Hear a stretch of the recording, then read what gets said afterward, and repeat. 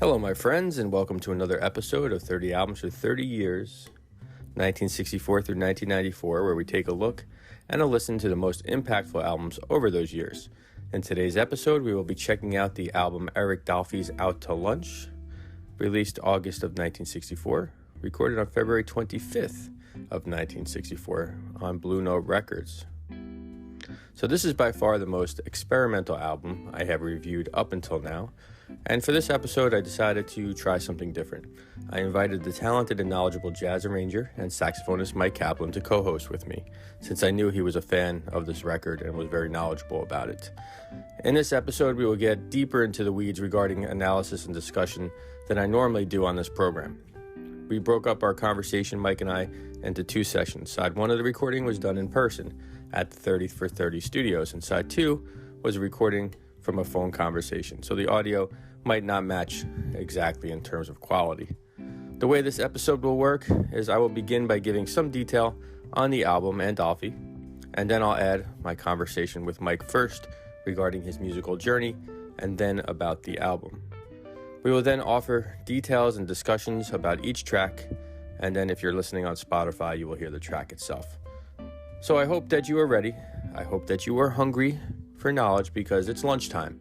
So let's take this journey and go out to lunch with the great Eric Dolphy.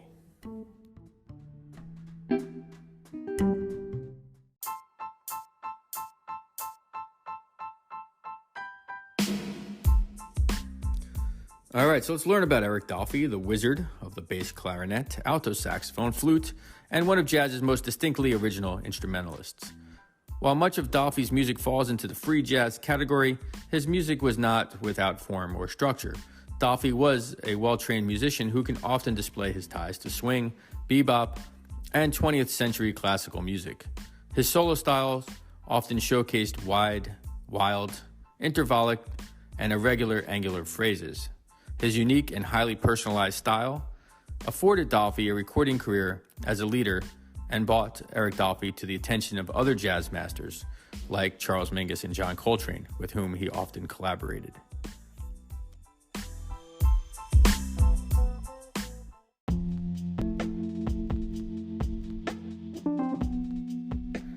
Eric Dolphy was born in Los Angeles, California, and at an early age he began to play the oboe and the clarinet.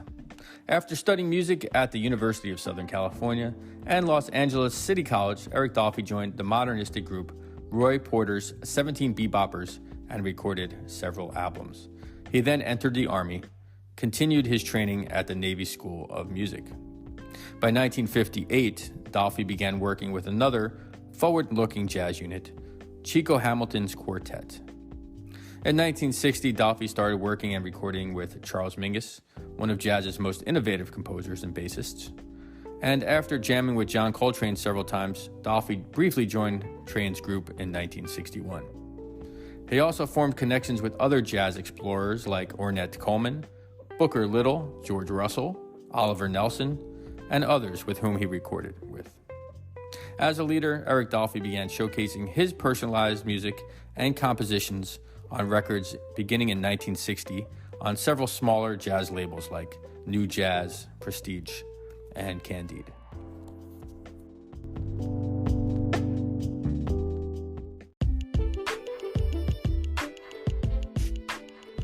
By 1964, Eric Dolphy had settled in Europe where he enjoyed a fan base that seemed to have a deeper appreciation for African American jazz musicians and his blend of jazz performance. In that year, Dolphy signed with Blue Note Records and released the signature album, the album we're discussing today, Out to Lunch, which showcased 5 Dolphy originals played by a brilliant ensemble that included trumpeter Freddie Hubbard, one of the best, vibraphonist Bobby Hutcherson, bassist Richard Davis, and drummer Tony Williams. Although there were written structures to the tunes, Eric Dolphy encouraged his musicians to play in an open, conversational format, allowing the musicians to stretch and further explore. Due to the nature of the distinct musical personalities of each individual included on this record, the musicians came together to create one of the finest jazz albums of 1960s.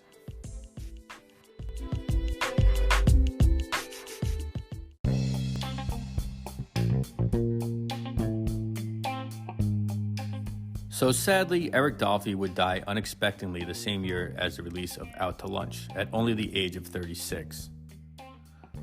So during a gig at the opening of the Berlin jazz club called The Tangent on June 27, 1964, Eric Dolphy arrived seriously ill, and he struggled to play the concert and was then hospitalized.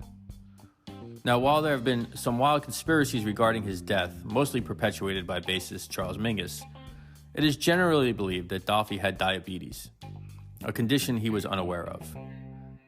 And his illness resulted from his diabetes. But Dolphy was treated as if he had overdosed on drugs instead of being treated or tested for a diabetic condition. Unlike many of his contemporaries, Eric Dolphy lived clean, absent from drugs, alcohol, or even cigarettes.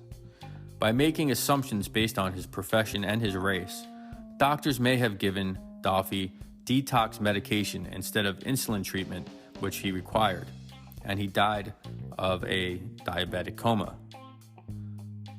Although he had a remarkable career, Eric Dolphy was just on the precipice of becoming a more heavily recognized jazz innovator. His headstone accurately states, "He lives in his music."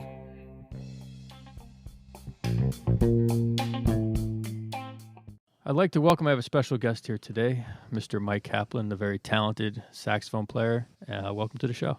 Thank you very much. I've been looking forward to this, and it's a real honor to be here. I've been enjoying listening to your first 10 or so podcasts in this series, and I look forward to listening to the next 29 years or so of albums if I'm still around on the planet for it. You and me both. We'll see.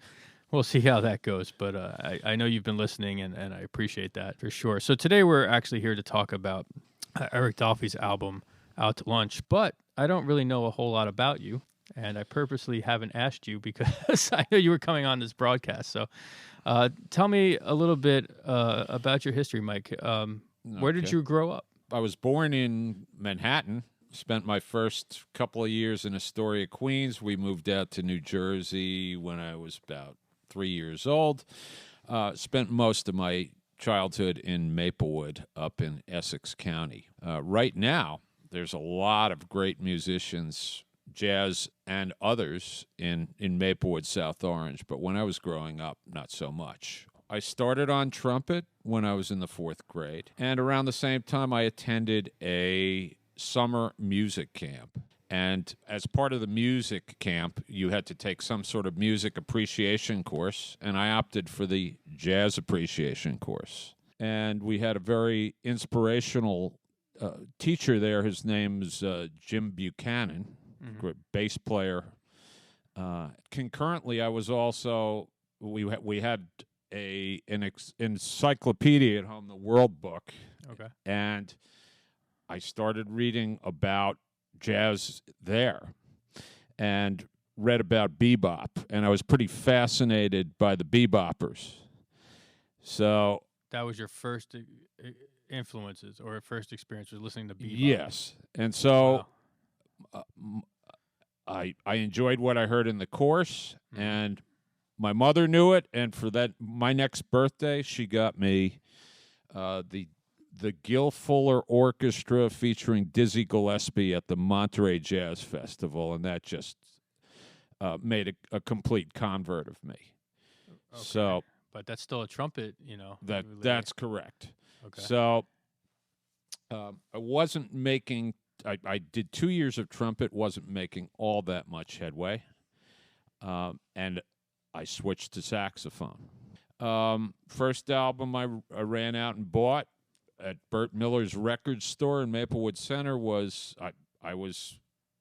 I had read about Thelonious Monk in the World Book there, and I said I got to check him out. So the guy at the counter, this is back in the days when you could sometimes sample records. Right. I said I want something by Thelonious Monk, and he said, well, why don't you take a listen and see if you're really going to like this, you know? So he put on the Thelonious Monk Orchestra at Town Hall.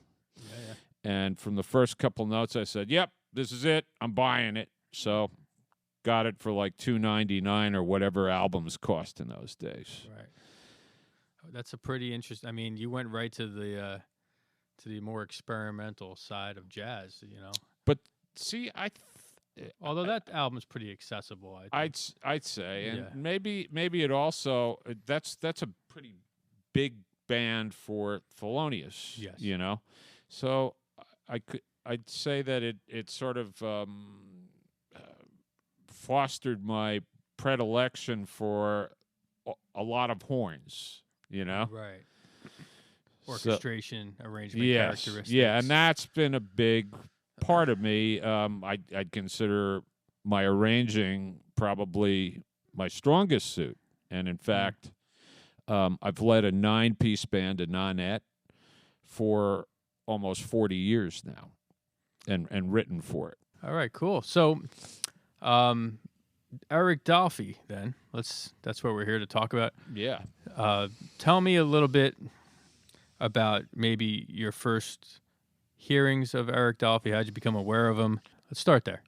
All right. So, I loved Mingus. I picked up an album called The Great Paris Concert of Charles Mingus. Sure. And that was, I think, Dolphy's maybe final tour over there in Europe.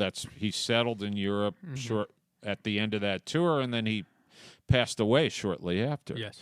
So that was my first exposure to Dolphy as part of Mingus's music. So it's sort of, I would say, was an easy way into Dolphy. Whereas if I was listening to Dolphy's music without that introduction, I might not have been as open to Dolphy, what Dolphy was doing. Sure. I mean, it's a lot to take in.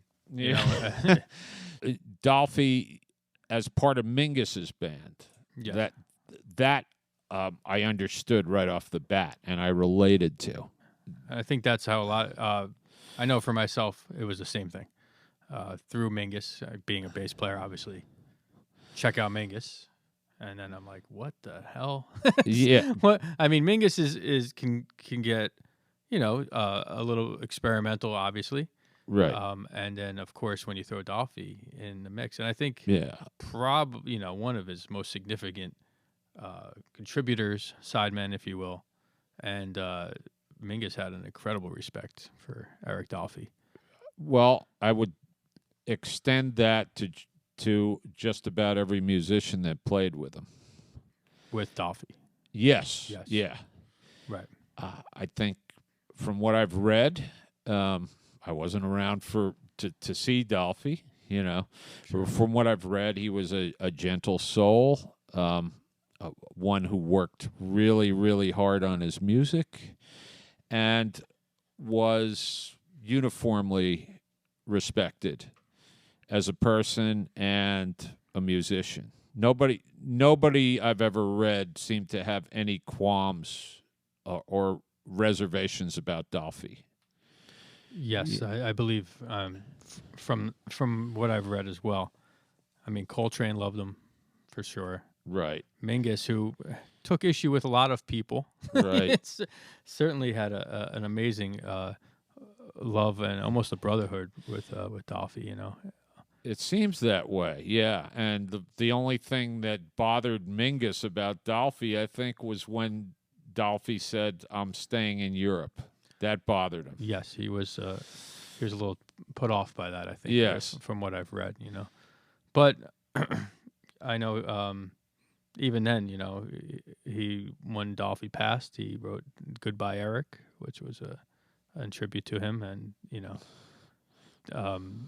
I think he knew that Dolphy really enhanced his sound, and I think maybe his anger was more disappointment, probably. Yes, yeah. I think Mingus, living in America of the time, could certainly understand why Dolphy would want to be in Europe, which didn't have the systemic racism that America did.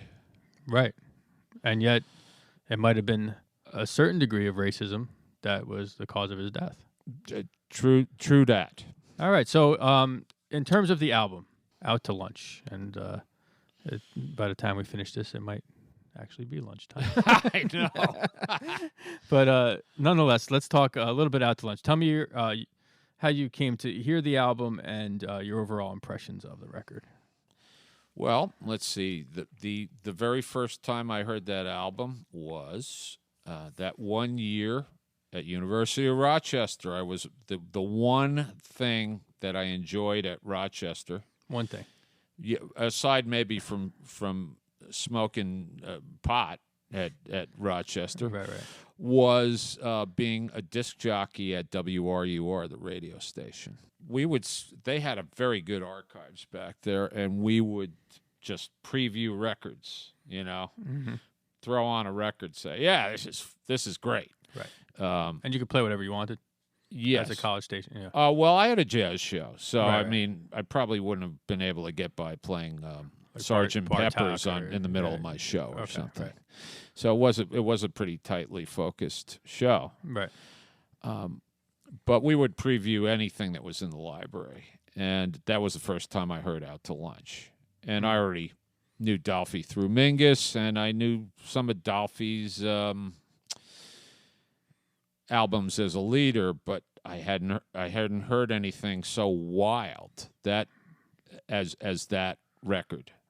I mean, because Dolphy's first few records as leader, he's certainly his first record as leader, which I already had before I went up to Rochester. He's playing on sort of regular type structures. You could, and he's playing some original tunes, but nevertheless, they're traditional compared to what you hear on Out to Lunch. Correct.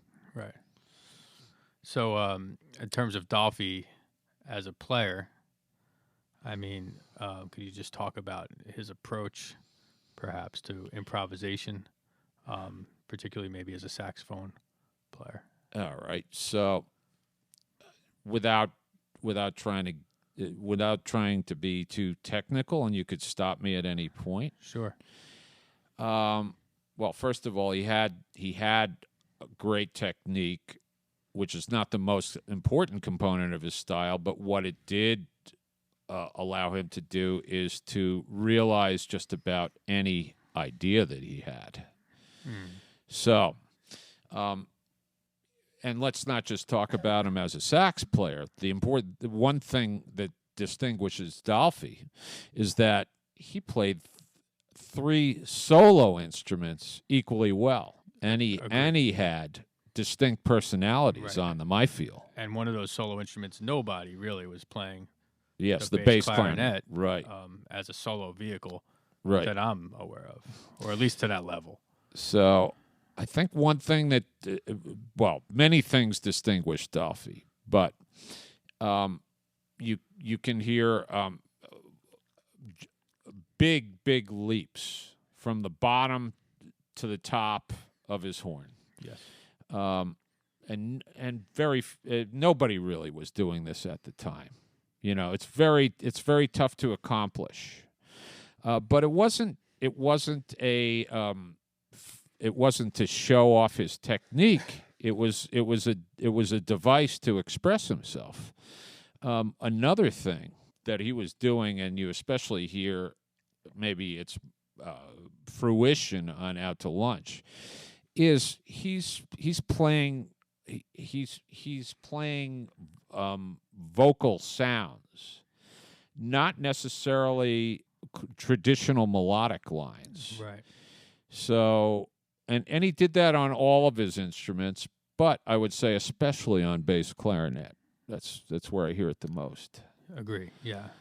One of the most distinct voices, distinct soloists, I think, in jazz, especially at that time. And he gets lumped, I'd like to get your impression on this. He gets lumped in with the free jazz sort of school, if you will. And I certainly you could make the case that he was part of that.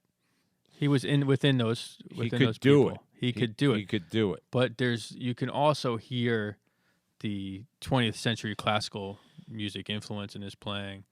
the tradition. You know he learned his stuff, where I think there are some free jazz performers who, for me, they sound like they've almost skipped learning the tradition. Whereas when I listen to Dolphy, I still hear Charlie Parker. I still hear Coleman Hawkins a little bit. You could tell he's a schooled musician, a highly creative musician, but he was playing what he heard. Yes. So he came through it all. Now, I mean, somebody like Ornette Coleman, man, they said that he had bird solos memorized. So I'm not sure that there were a lot of free players that came through the tradition. Maybe some didn't, but Ornette, who's sort of the father of that free school, definitely came through the tradition. You could hear some bird in there. Yeah, but there's not a lot of recorded evidence of him. That's true. Doing that. Whereas Dolphy came up with like Roy Porter's band, Chico Hamilton's quartet. That's right. And Mingus, you mentioned, who obviously was writing, giving parts. He didn't write a lot of stuff, but so I find that he is a separate entity. In Dolphy? way. Yes, I think everything about him was just so imaginative and so unique that there's nobody really to compare him to. No, I mean, I've never heard anybody do a convincing imitation of Dolphy. Right. I mean, even when we played for this podcast, we did a tune or two of his tunes. I mean, even trying to improvise in his style is daunting because where do you, how the hell do you do it? I sure don't know. No. So overall, the album, it's in terms of Dolphy albums, is it one of the ones that you recommend? Is it one of the ones you most enjoy? I definitely recommend it. I think it may not. You wouldn't be here if you didn't. It might not be for somebody who's maybe listened to some jazz, or listen maybe to a lot of jazz, but more straight ahead traditional bebop, swing, whatever. Might not be the place I start them at unless they've got very open ears. Absolutely, right.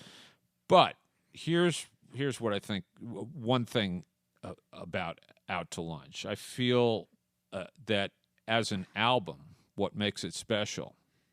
In fact, let me back up.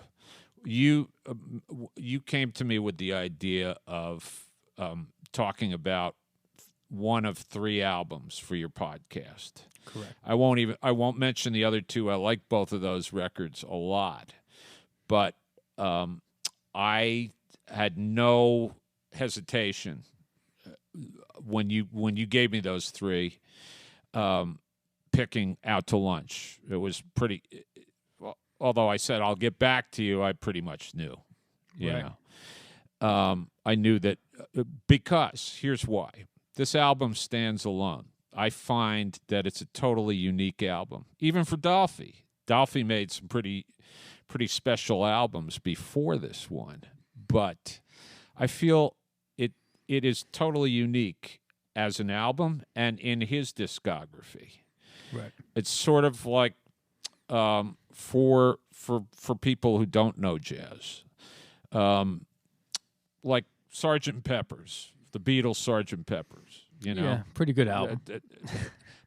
But don't you feel that that's an album that stands by itself? There may have been some albums before that where you can hear them working up to something like this. But so much so that they created a persona and a fake band to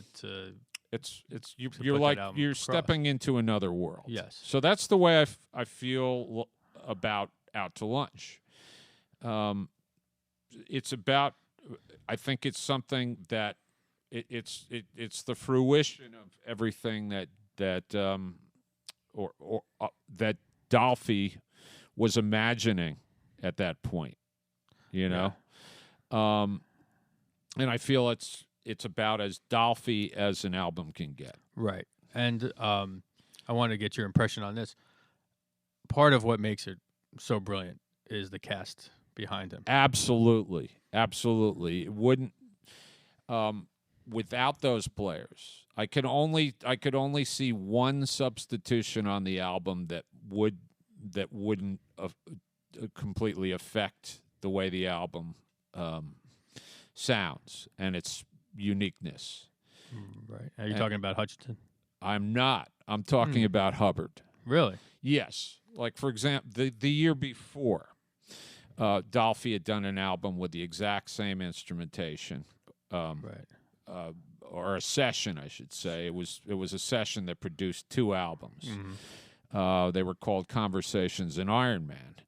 And they had Woody Shaw on that, on those sessions. Right. And I think I'm not trying to discount Hubbard's contributions on Out to Lunch. Right. Trumpeter Freddie Hubbard we're talking about. Yes. He's great.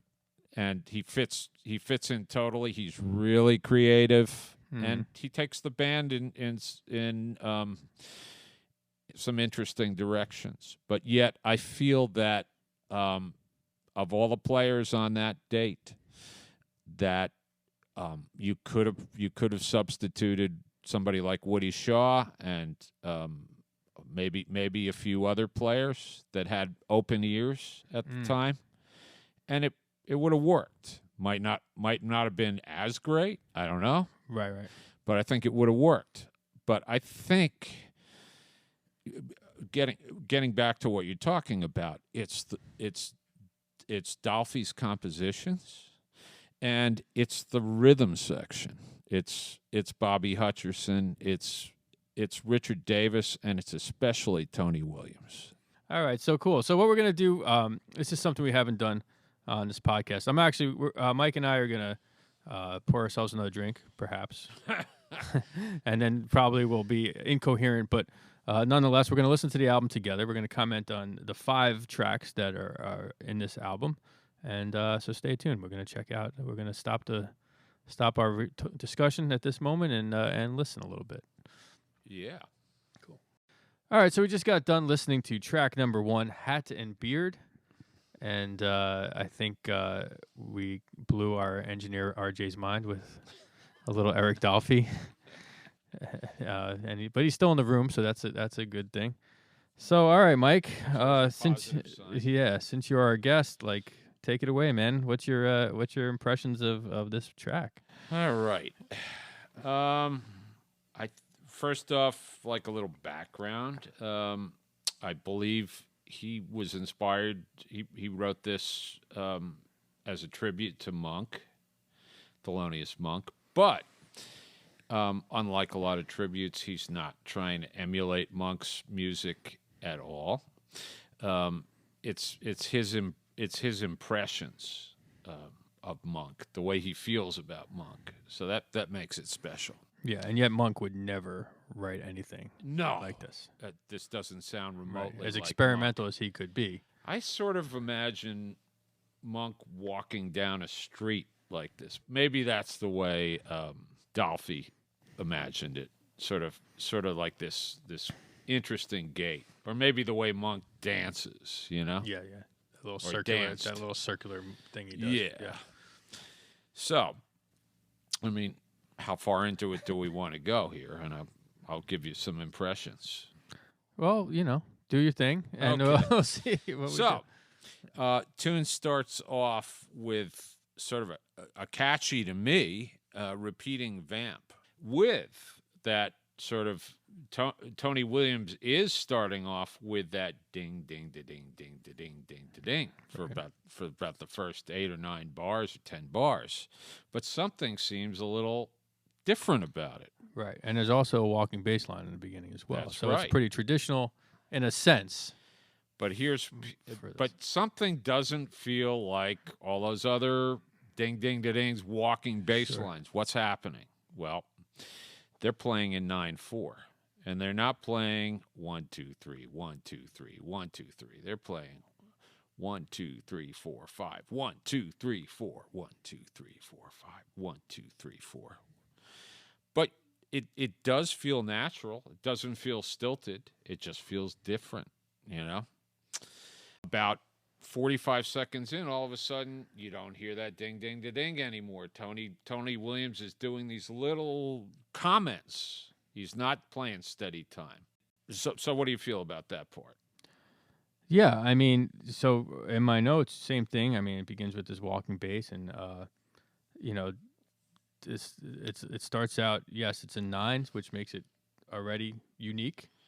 They have a pre-arranged plan that they start with, and then of course they deviate from that plan Yes, pretty soon. So, and then there's a second part to the theme where you hear the bass clarinet and you hear and trumpet playing a little melody, a short melody, and then we go back to sort of a little walking thing, but it's a different walking thing, and then bang into the solos. And right out of the box, I feel that Dolphy makes a statement, because he's not playing like a traditional single note melody line.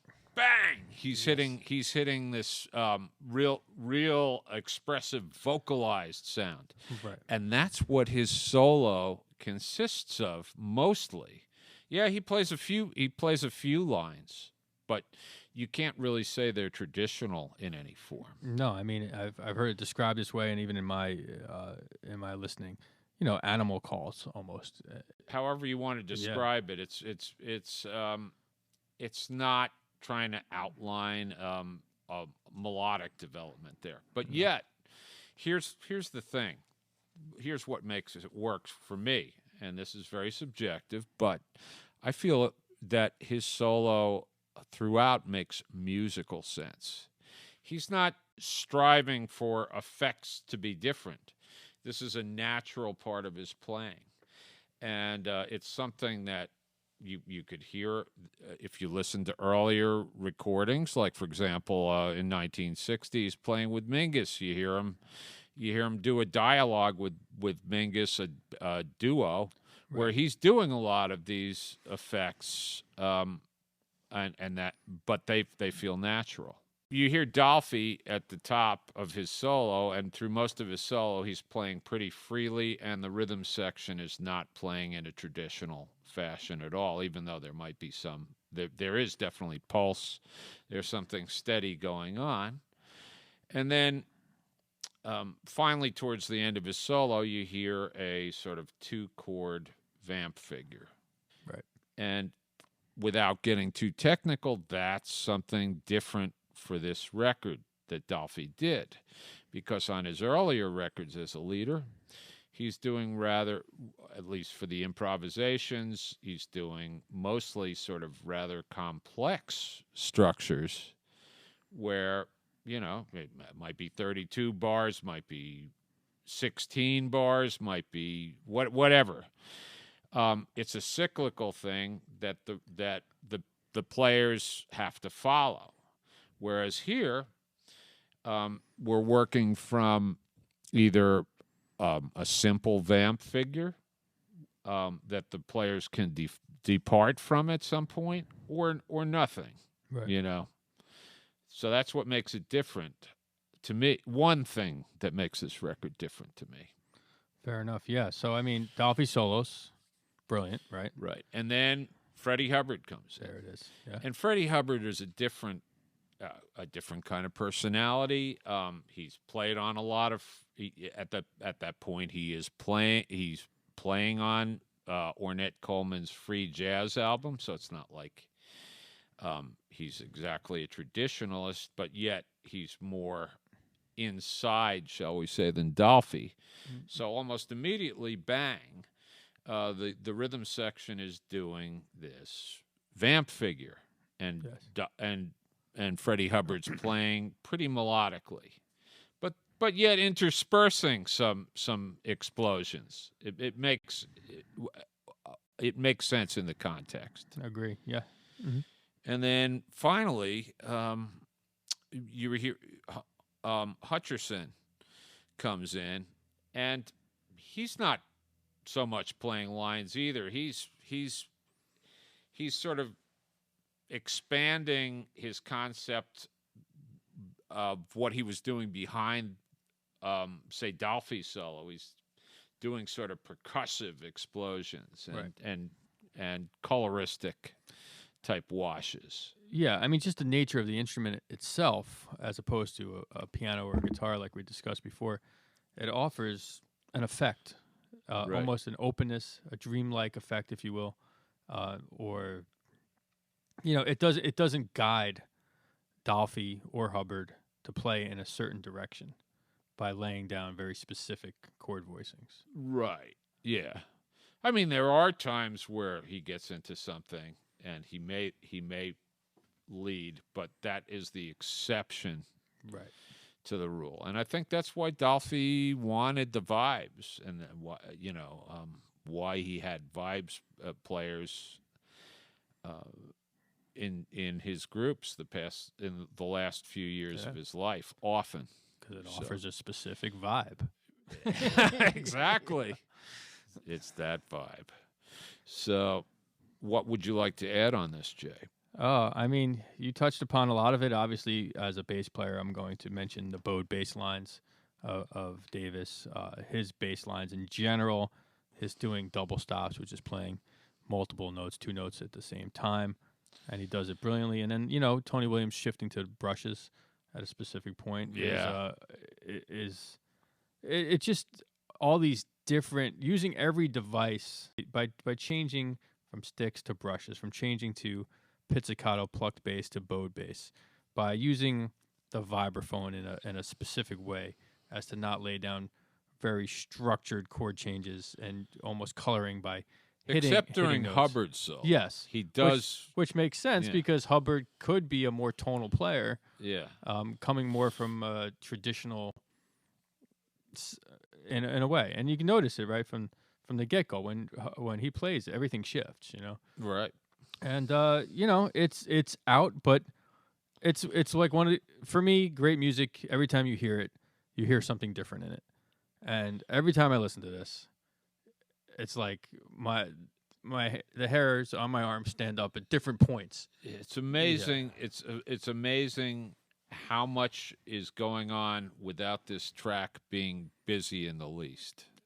Right, and it's a conversation in the same way we're having a conversation. We know we have a somewhat of a layout, but we don't know exactly where it's going to go. Right, and that's really that's one thing that separates this album. I think Dolphy,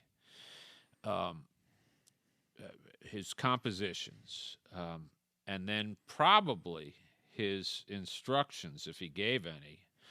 I would imagine he said to the guys, "Well, here's what I have here, but go where you want to go. Go, don't be limited at all by what I've put down here. Right. At all. It's pretty open to begin with what he's writing. Yes. Before, as preparation for this podcast, I did get a book about Dolphy called A Musical Biography by 2 authors that I've wanted to read for a while. Okay. And I thought I'd be really interested to see what they have to say about the preparations for this recording session and maybe what happened at the recording session. Mm-hmm.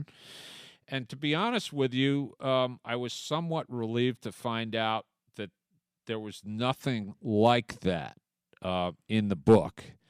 So this is just what I'm imagining, Somewhere in my doing similar type of research, I did find, and it must have been from one of the musicians, that there were obviously written structures to the tunes because they couldn't do what they did to start the piece. But Dolphy did encourage the musicians to play in an open conversational format, allowing them to stretch and explore. So he encouraged them. Now, I don't know specifically who said that, but it seems pretty clear from the record that, here's the structure, as with sometimes like, what Miles would do at times. Right. Here's a fragment, here's the tune, and then you guys do what you do. Yeah, I think Dolphy and cohorts on this record take it to its logical extension. It's way freer than what Miles and I'm not demeaning what Miles's quintet was doing at that time by any means, and Tony Williams was in that quintet. Yes. Right. But it's something totally different because they're still sort of. Miles is always playing on structures. His quintet's always playing on some sort of structure. Yeah, They're taking it. They're taking it. They're being very creative. They're being pretty free on it. right, but never very imaginative. Yeah, but never they're not went to that level. right. You knew where they were in the tune for the most part. Right. There was changes. Yeah. All right, let's. I think we got that one. Yeah. Yeah. Let's go on to the next track. Track number 2. We just got done listening to track number 2, Something Sweet, Something Tender, like me. Well, maybe not, but nonetheless, a ballad that just an amazing accomplishment, amazing ballad. So I'm going to turn it over to Mike. He'll let you know a little bit about the tune. All right. So Jay mentioned this is a ballad. This is the ballad of the set. But this ain't your Body and Soul or I Can't Get Started. Great classic ballads that jazz improvisers and players have played on for many years. This is Dolphy's original ballad. And right off the bat, Dolphy starts something quite unique. He's on bass clarinet again. Now, how many albums, jazz albums or otherwise, start with 2 cuts worth of bass clarinet? Not enough. Okay. So, in any case, they don't like typically the albums of the time and jazz albums through time, small jazz albums from time immemorial or whatever, back to the 30s, not time immemorial, but have started out with a theme statement with a couple of horns, a horn, whatever's on the session, playing in front of the rhythm section. They play the theme, they improvise, right? Nothing wrong with that. But this is Dolphy's Out to Lunch.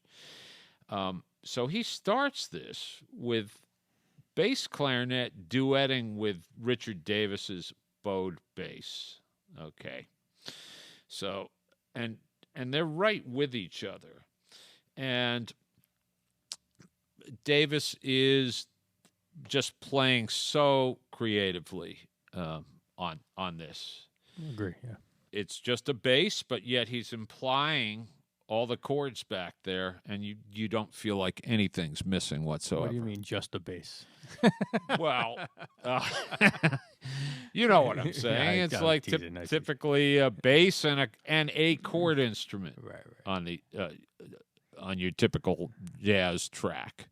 So this is you don't miss a traditional chord instrument being back there at all. Okay, so they finish that up, and then finally you get the full band playing this beautiful theme with a little bit of counterpoint of Dolphy behind Hubbard Freddie Hubbard on trumpet. Right. Okay. And then Dolphy is the featured soloist. He's the only soloist. But let's back up to the head, or the melody statement, shall I say, with the full group. Richard Davis, I guess I'm repeating myself here, but Richard Davis is just doing some amazing stuff back there. You know, typically with a ballad, we'd be hearing like boom, boom, boom, boom. And he is not doing anything like that. He is just playing such creative stuff, but it's not getting in the way at all. Right. Part of the conversation, for sure. Yes. Yeah. And then continuing on through the bass clarinet solo, then they come back with the melody statement with the full band again. And typically that's where your record or your cut, I should say, would end, right? In a traditional jazz context, I would say, Right. yes, or mainstream, yeah. Well, what happens after that is Dolphy takes this beautiful, unaccompanied, short bass clarinet break, right? Yeah. And then after that, we get a unison. Is it unison or octave there, Jay? I can't remember. I think it's in unison, yeah. Okay, unison, bowed bass, and bass clarinet. No chords back there. Right. But it sounds perfect to me. It sounds Perfectly in tune. yeah. They're in tune. They're with each other, and it's just. And then you get the final note with the band. But basically, the way you've ended this track is with a chorus full of just bowed bass and bass clarinet. Right. It's sublime to me. It's impeccable. It's my favorite part of the record, to be quite honest, and that's partially because I'm a bass player, Okay. and partially because I love the sound of a bass clarinet. Uh-huh. And it's like putting your two favorite actors or actresses together. Yeah. It's just like a perfect unity, and and Davis's ability to not only play in tune, but he has, he doesn't overdo the vibrato to hide his intonation. It's part of his sound, where a lot of bass players, myself probably included, do a vibrato or a bending of the pitch.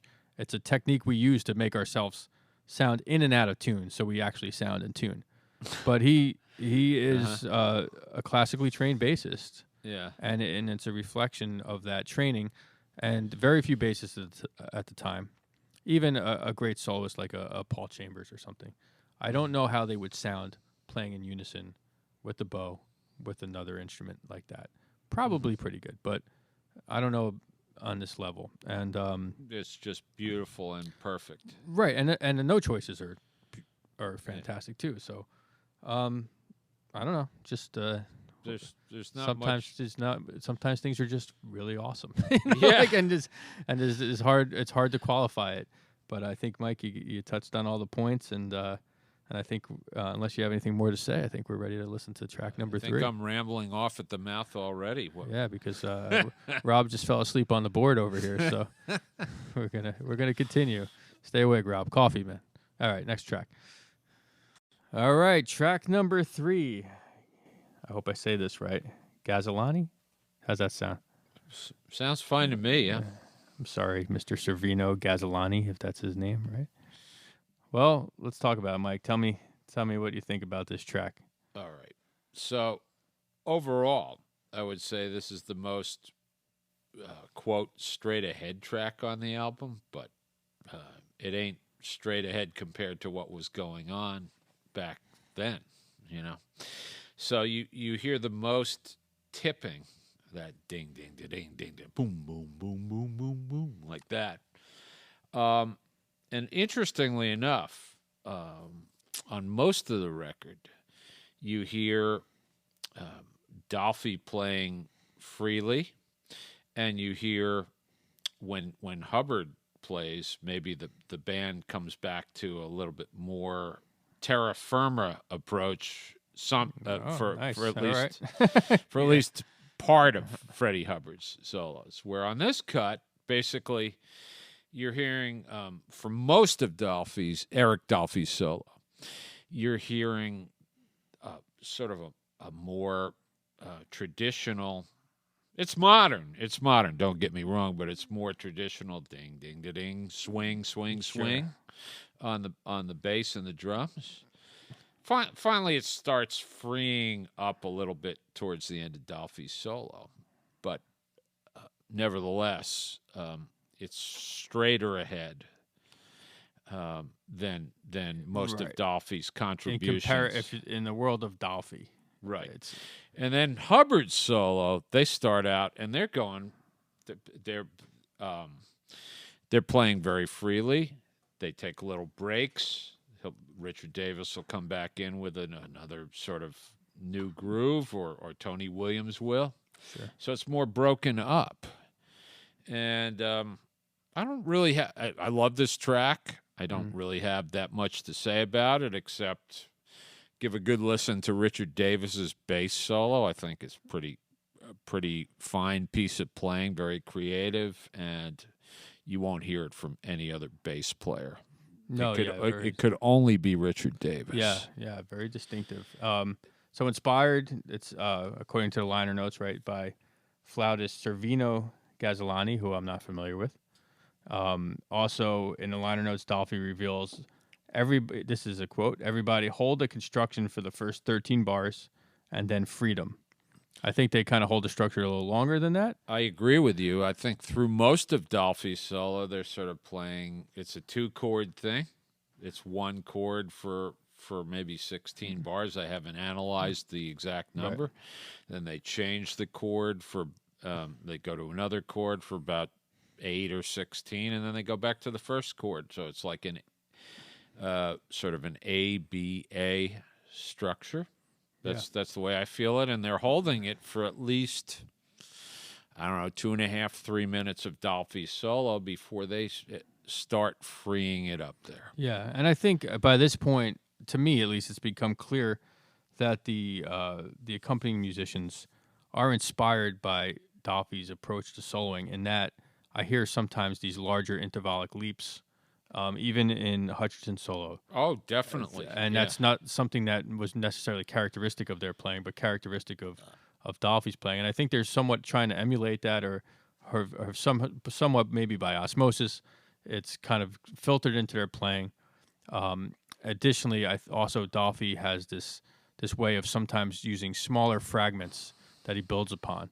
Right. And I hear that in Hutcherson's solo on here. I hear it on some of Freddie Hubbard's solos, particularly on the first track. Oh, yeah. And I think that's a direct reflection of his influence on the band. Yeah, and it's a testament to the people in the band that they can incorporate Dolphy's approach to a degree, but make it their own. Yes. And be inspired by it, but not slavishly imitate it, but inspired to their own creativity. Yeah.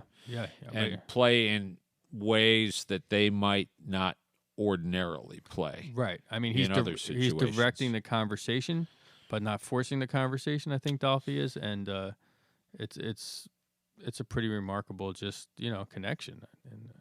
But as a whole, here's what I see on this album. There's a great equality. So it's not your traditional, here's the soloist and the rhythm section is there to accompany to the soloist. Right. So they're all playing off each other, and it's much more even in a way. It's not the soloist way above the rhythm section. Right. No, absolutely. I mean, you couldn't put it's the individuals who create the whole. I don't know that you could put a bass player like a Bob Crenshaw per se. Nothing against Bob Crenshaw, very solid bass player, right? Or some other instrumentalist, and you would get a result that was very different. That's why this record is what it is, because you've got these really strong individuals with great ears, and all very flexible, right? And Dolphy inspired this. Dolphy basically said, let's let it go where it's going to go. Absolutely, yeah. So, all right, I think we did it with that one. So I think it's time to lift the needle off the record and flip it to side number 2. Here we are again, take 2. We're talking about side 2 of the album Out to Lunch, and track number 1 of side number 2 is in fact the tune Out to Lunch. So, Mike, tell me your impressions of this remarkable tune. Even though the first 3 tracks we just heard and talked about are fantastic and the album wouldn't be the same without them, I feel that the last 2 cuts are key to this album and a lot of what makes it special. And why? Because there is so much freedom in these tracks, yet so much spontaneously created organization at the same time. So, as far as the title track, Out to Lunch, for me, it starts out as sort of a warped modern march. You hear Tony Williams doing a quasi march figure to start it out before the other musicians come in. And I find the tune thoroughly contemporary for its time with the melody statement and groove. But I also find it catchy. And here's the thing. Once the solos start, the musicians are not playing on chords or anything pre-planned that I can perceive anyway. However, to me, this is completely free playing, no structure preconceived, yet it doesn't sound like gibberish or an undefined wash of unorganized sound. Right. Do you find that as well, Jay? Yeah, I mean, absolutely. I do hear there is a bluesy element. In fact, right from the get-go, you could still hear the tradition in there, but yet certainly it doesn't seem preconceived in terms of the direction as to where the improvisations are going to go. So I do agree with you. Sure. Exactly. So what I find amazing and why these tracks are like ear candy for me, and I admit I'm a little bit on the warp side, is that these five musicians here are spontaneously and almost instantaneously often coming up with their own improvised structures. And they're not sticking in one place. Right. I find that the music is constantly evolving. It's like they're taking a road trip to me. And jazz, even traditional jazz, I can liken the best jazz performances to a trip somewhere. But this is somewhat different because, like in traditional jazz, that's where I'm coming from. Probably 95% of the music I listen to jazz-wise is traditional. So let's qualify for a second. So traditional jazz, that's a difficult term, and it's funny because I just got recently called out for calling something traditional jazz in the book that I'm working on. So traditional jazz could reference almost like Dixieland jazz, right? Yeah. So when you say Dixieland, when you say traditional, maybe something more along the terms of maybe mainstream is what you're talking about? Actually, yeah. Let's change that to mainstream, swing, bop, post bop, soul jazz. Okay. Yeah.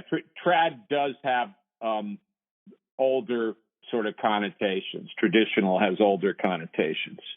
Right. So, but here's the thing. The best mainstream jazz, they're also taking you on a trip, but it is sort of a more, the general route is laid out for you, or for them. So the way I see it, the root is the structure of the tune they're playing on.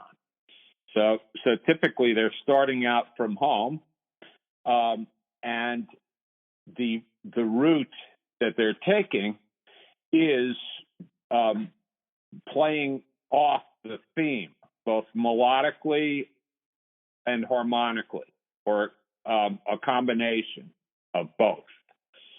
So the general route is determined in mainstream jazz. So you have a soloist first; he's the driver. But you have passengers there, and they could take a more or less active role. That would be the rhythm section. And what keeps the trip interesting is just taking it slightly differently each time and coming up with creative ways to interpret the route and the structure. Does that make sense?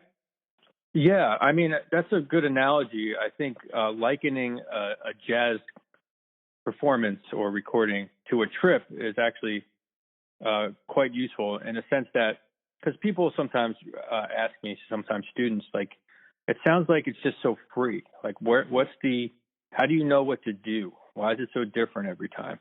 And I think the best way that I've learned to explain it, or I try to explain it, is that there is a general map as to possibly the structure of the tune. Now, depending on who's drawing that map, it could be a pretty, vague map, or it could be a very highly structured, arranged map telling you sort of, let's go in this direction at this particular time, or after a certain amount of solo space or choruses, if you will. So, and it's funny, even in my analysis of Out to Lunch, I even talk about, first about like conversations between the musicians, but also about how the musicians seem to be kind of all over the map. So I do think the analogy of a trip really works out. So with mainstream jazz, there is the challenge really is you know what the general route is. That's the structure that they're referring to of the tune, melodically and harmonically. The challenge is keeping it interesting and doing something creative and something new that is hopefully surprising. So, and there's a real challenge to that. But here it's something different. The players start with a theme, and eventually you're going to get back there. But there is no pre-planned trip. Basically, it's on these five players to listen and come up with something, either the soloist, and by the way, it's not always a soloist here. Sometimes it's a more equal conversation, but it's on the soloist or the rhythm section to come up with something strong and coherent enough that they could all latch onto and work on together. Sure. Now, would you say, because you kind of mentioned that there was no pre-planned activity, but I mean, possibly, and of course we're not privy to these conversations or being there at the recording session, which would have been awesome. But I mean, it could possibly be that there was some discussion in the sense that, hey, maybe we start out with this marching drum beat, or maybe towards the end, let's let him do his thing or something like that. I'm sorry to interrupt there. I completely agree with you. I think Dolphy said to Will, who knows? Maybe they played the theme and Williams and Tony Williams thought, oh, this would sound good March. Right. But there was I think the theme was probably written. I think more likely Eric Dolphy said, I'd like a March beat on this, but who knows, Who knows? Yeah. So, but the challenge here is really like you really have to be on your toes and listening and coming up with something really strong. Otherwise, the trip seems completely random and you get lost.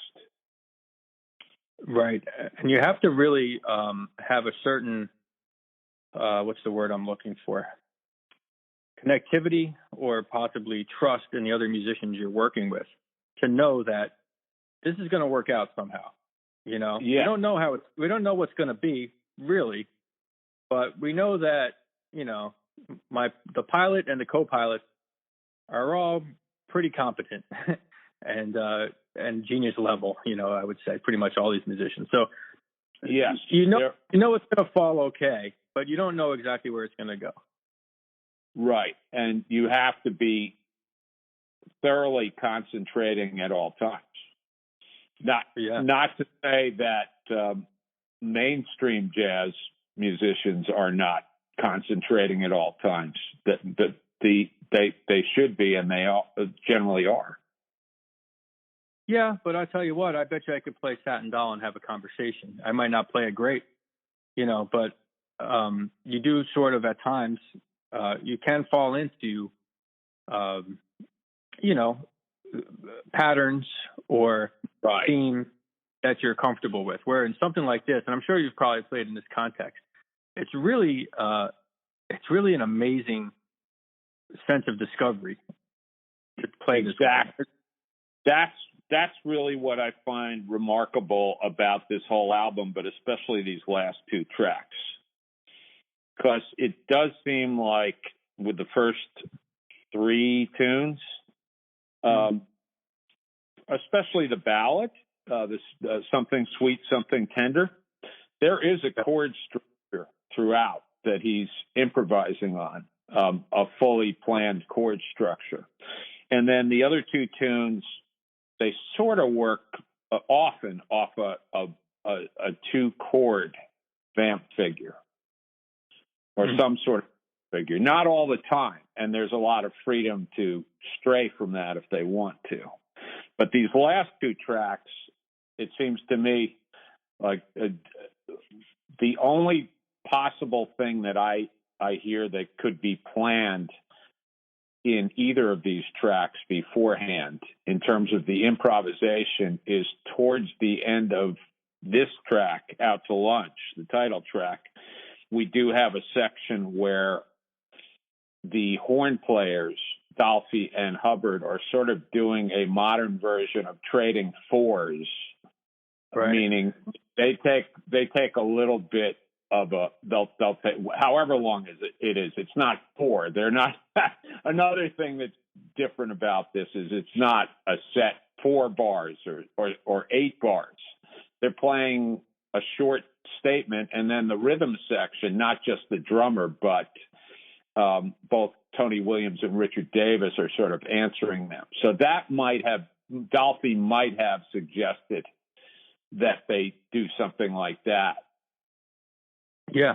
Yeah. I mean, that and possibly it might have been, and again, we have no way of knowing, but right. They might have said, let's have Richard Davis, because at the end, the bass player, Richard Davis, plays basically an unaccompanied solo, right? Yes, and I find that amazing. Just amazing.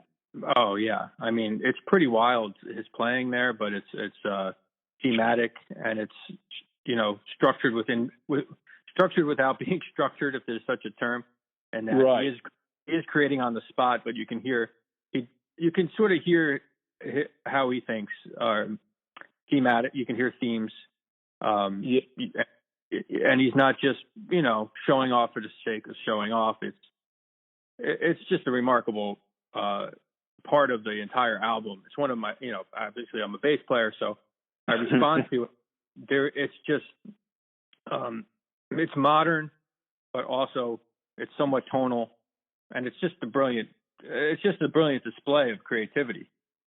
And sorry for throwing around the word amazing on this, but I know I've used it a couple times. But only Richard Davis could have come up with this solo. It's unmistakably Richard Davis.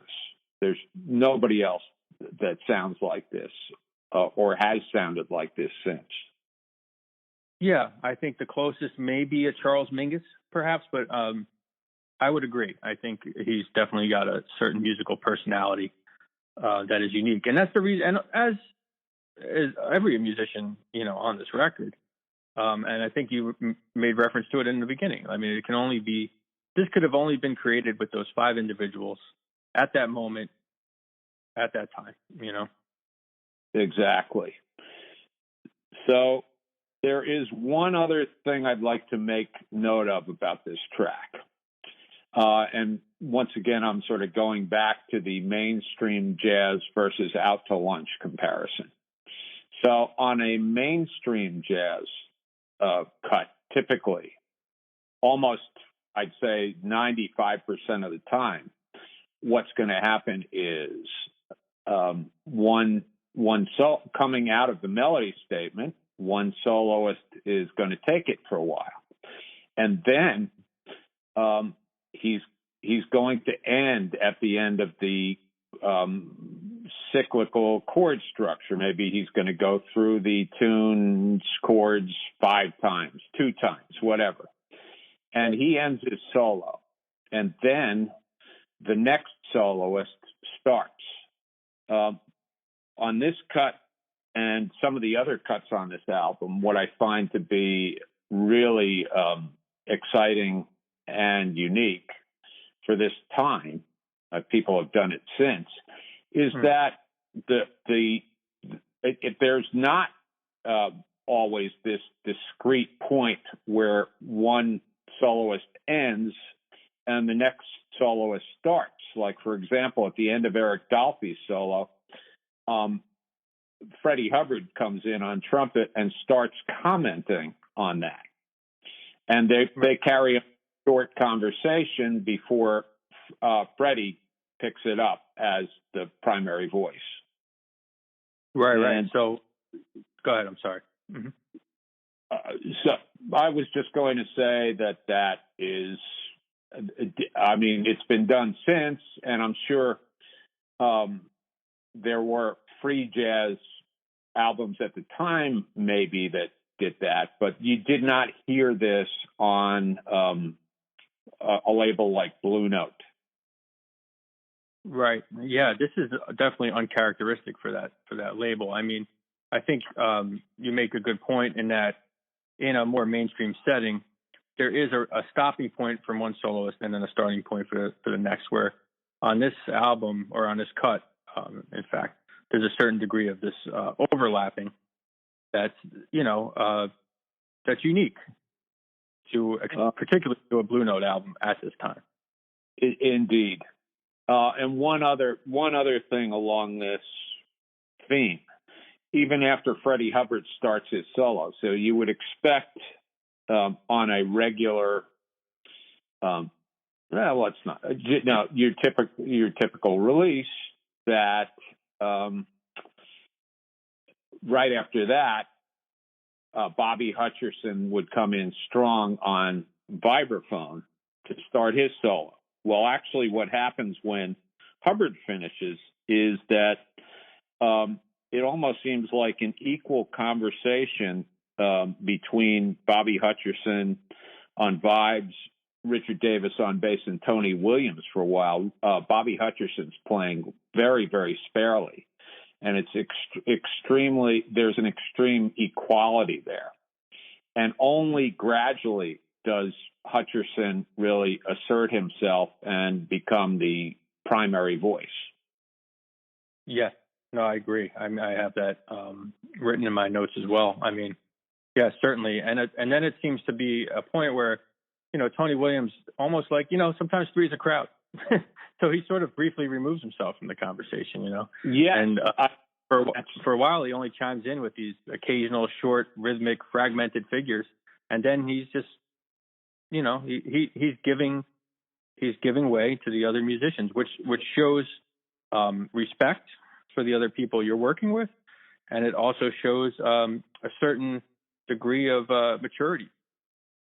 Absolutely, and it's wild to consider that Tony Williams was probably about only 18 or 19 at the time that he recorded this, right? I believe so. Yeah, I think I have him as. I could be wrong. I'd have to check, but yeah, I think he's still a teenager at the time, wow. Which is insane, right? It's mind blowing.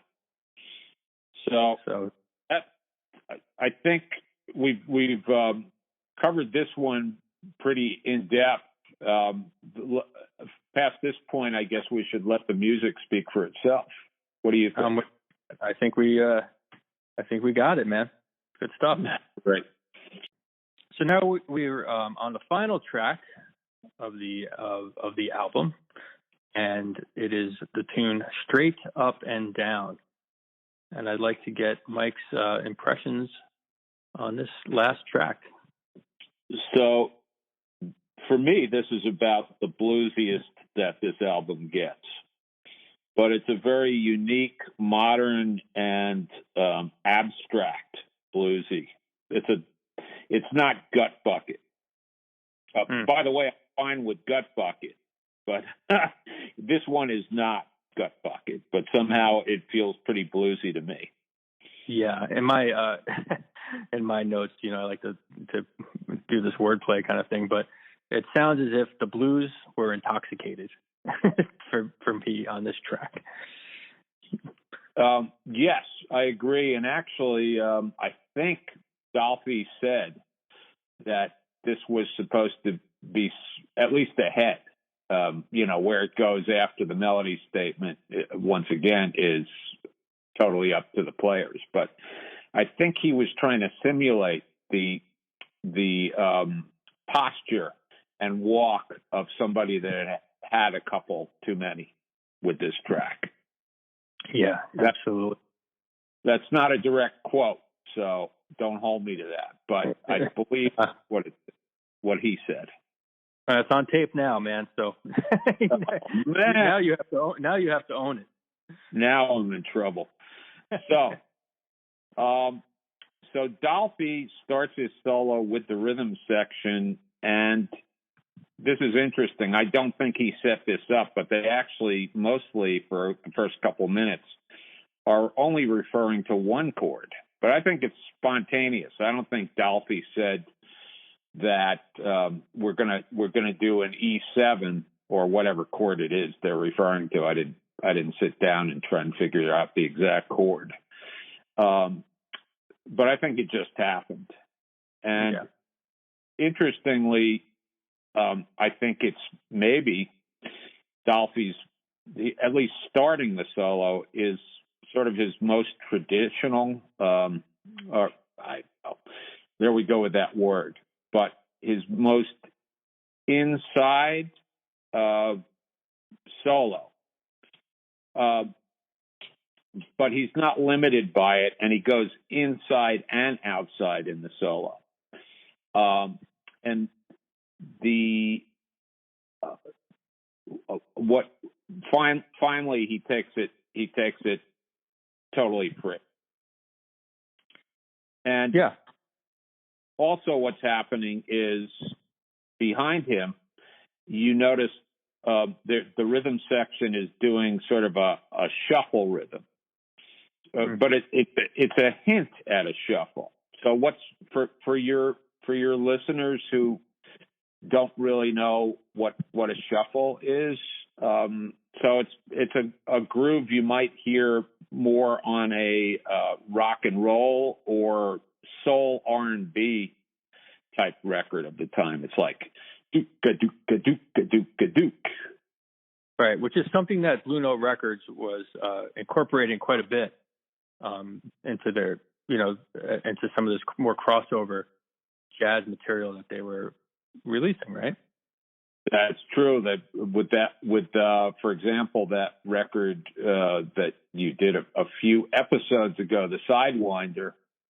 I don't know if the Sidewinder wasn't exactly a shuffle; it was more like a boogaloo. But with the success of that, the boogaloo is sort of a pop soul type of rhythm. So Blue Note was encouraging their artists to all put either boogaloos or shuffles on. Now, I don't think that they suggested that to Dolphy, but no, I think he could do whatever he wanted on this one. Yeah, right.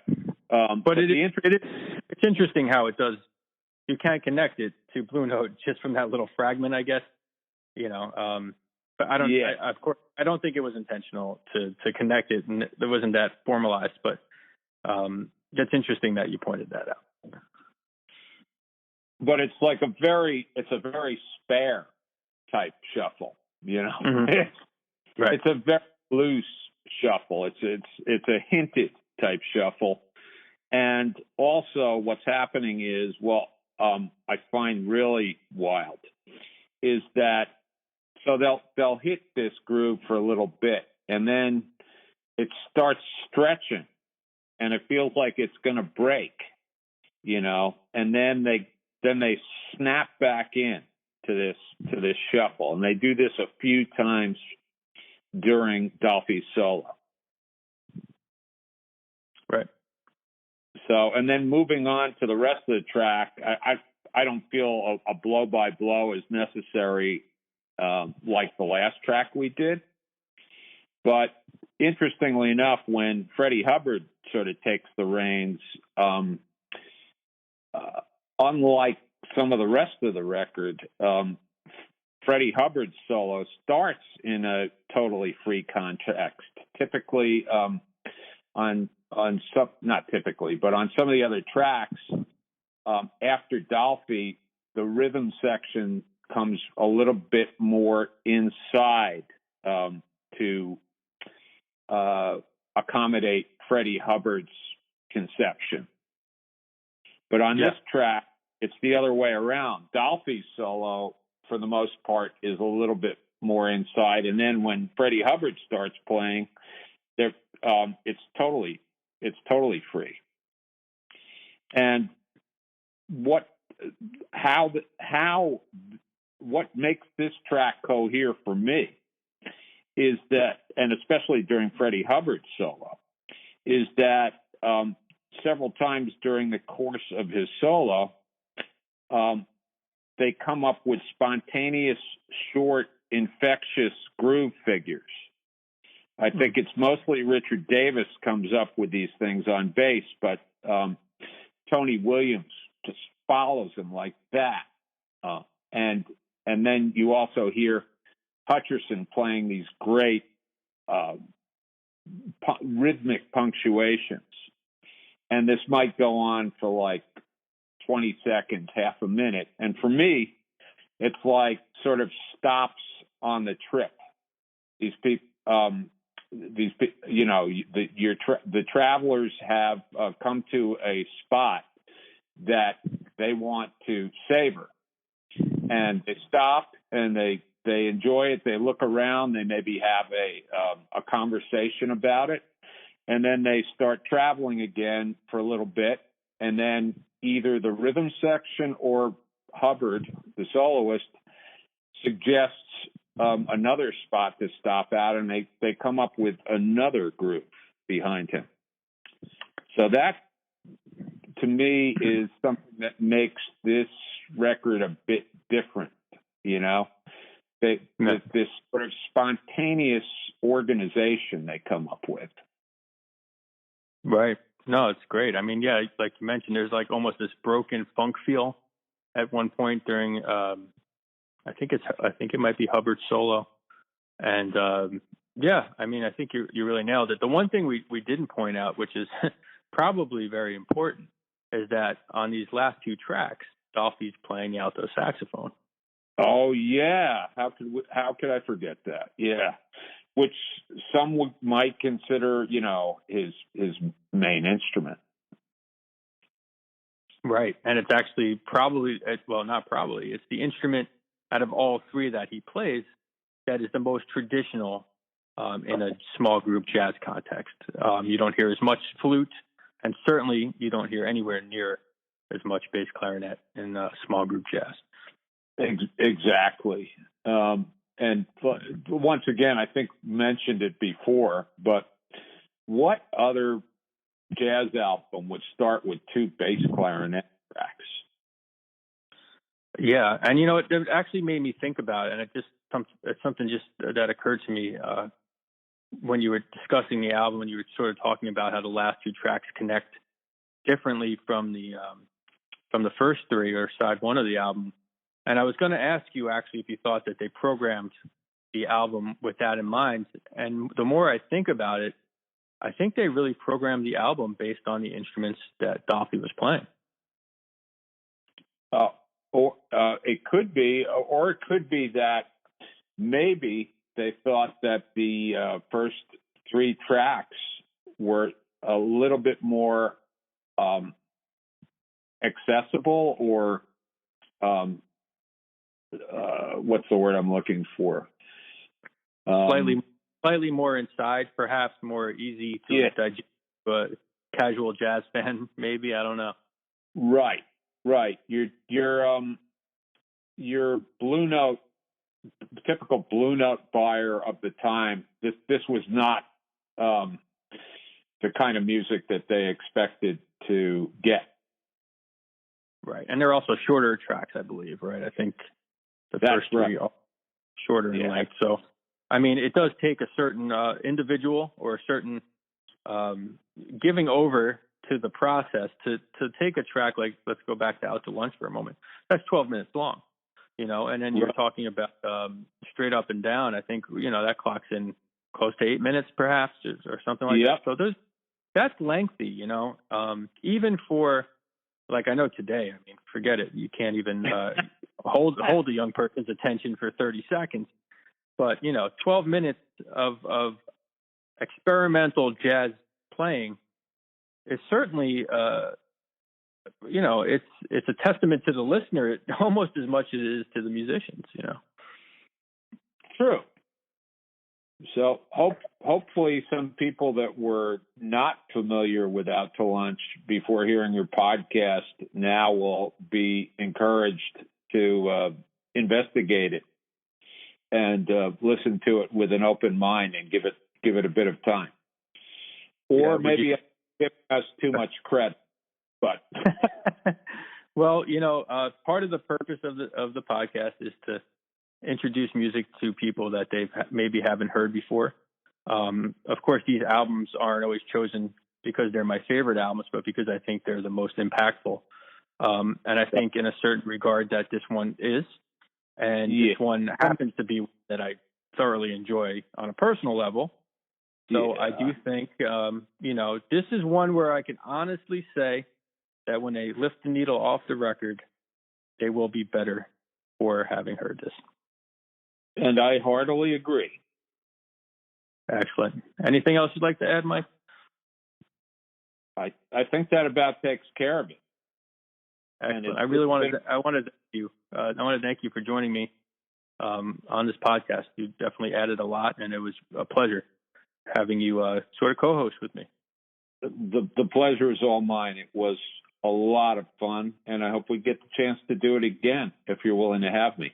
I think we could do it. Great. All right, my friends. So we've made it to the end of the podcast, and I hope you enjoyed it. I hope we're better for it. I want to thank my guest, Mike Kaplan, for joining me. If you're interested in hearing Mike's music, look him up under the Mike Kaplan Nanette, and you can hear that on Spotify, Apple Music, anywhere music is sold. Also, if you're interested in learning more about past shows or upcoming shows, go to 30albums for30years.com. Everything's right there. We're also on social media, and I have a book, A History of American Music, 1750 through 1950, an origin story. Get that through Kendall Hunt Publishing. So anyway, stick around. There's some bonus material on this podcast. And together, let's keep this music alive.